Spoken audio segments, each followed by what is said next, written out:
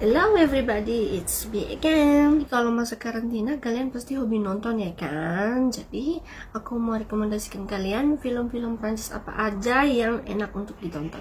Oke, yang pertama Intouchable atau dalam bahasa Inggrisnya The Intouchable. Film ini merupakan film komedi atau drama. Jadi, sejak dirilis tahun 2011, film ini langsung menjadi film kedua paling sukses di box office Prancis. Mengisahkan tentang seorang pengusaha kaya yang lumpuh bernama Philippe yang sedang mencari pengasuh.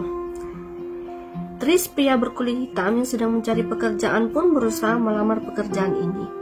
Dari sekian banyak pelamar, akhirnya Dries lah yang terpilih. Karena Philip melihat kalau Dries ini berbeda dengan yang lainnya dan tidak memperlakukannya dengan rasa belas kasihan.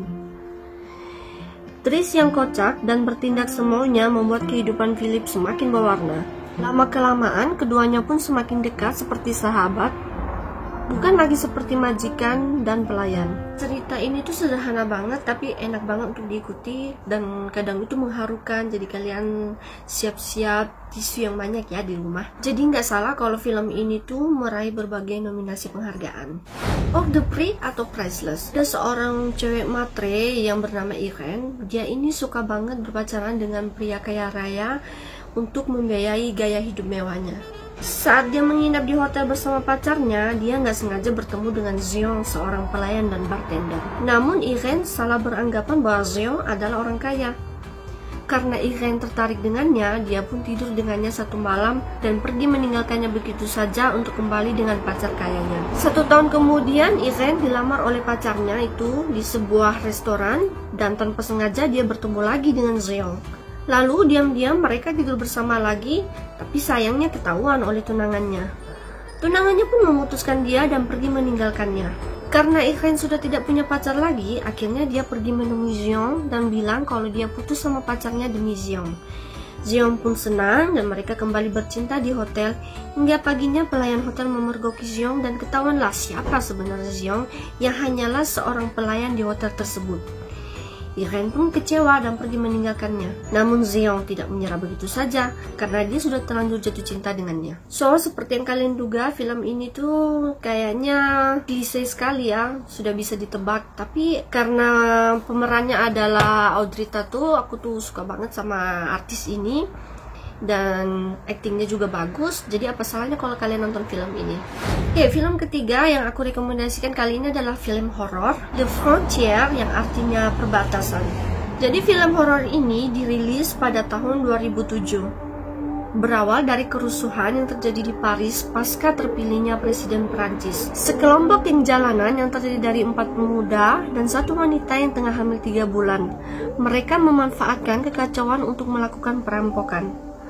Ketika aparat berusaha mengejar mereka, salah satu di antaranya tertembak sehingga mereka memutuskan untuk berpisah dan bertemu nanti setelah membawa teman mereka ke rumah sakit. Lalu kelompok lain yang duluan pergi akhirnya sudah sampai di perbatasan, sehingga mereka memutuskan untuk mencari penginapan. Sayangnya disinilah tragedi dimulai. Mereka datang ke tempat yang salah. Penginapan yang mereka temukan ini merupakan penginapan yang dikelola keluarga mantan Nazi.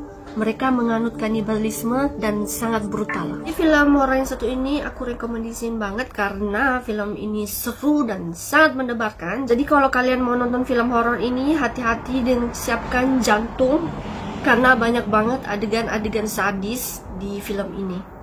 Oke, beralih ke film komedi Cas Départ.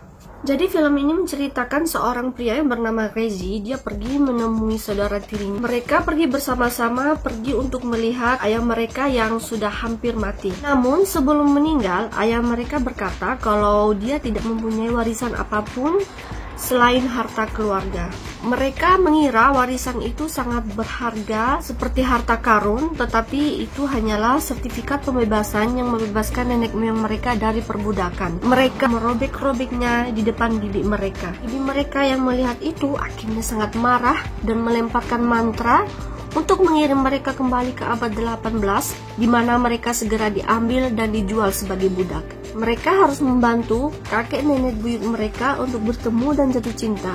Siapa tahu mereka memiliki harapan untuk kembali ke kehidupan mereka. So, film ini ceritanya kurang lebih kayak mesin waktu gitu ya, cuman kembali ke zaman perbudakan. Asli filmnya tuh lucu banget, aku udah nonton sampai ngakak-ngakak nonton film ini. Jadi kalian gak bakal nyesel nonton film ini, sangat menghibur dan cocok untuk ditonton bersama keluarga.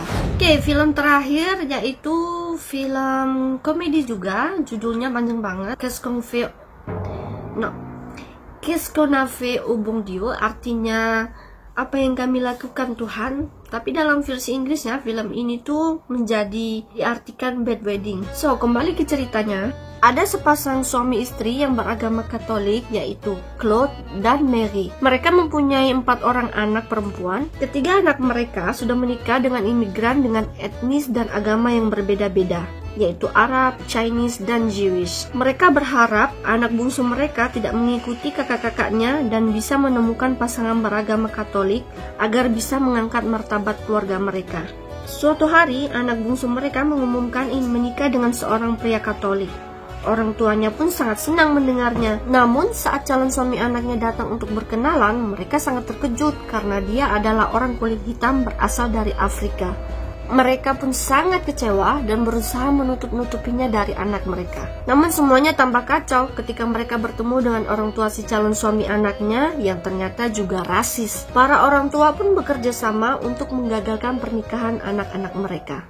Sumpah abis nonton film ini tuh aku jadi baper banget. Karena kalian bisa bayangin ketika kalian mau menikah, ternyata orang tua kalian tuh gak setuju sama calon pasangan kalian karena beda agama lah, beda ras. So, aku udah lama banget nonton film ini dan ceritanya tuh bagus banget.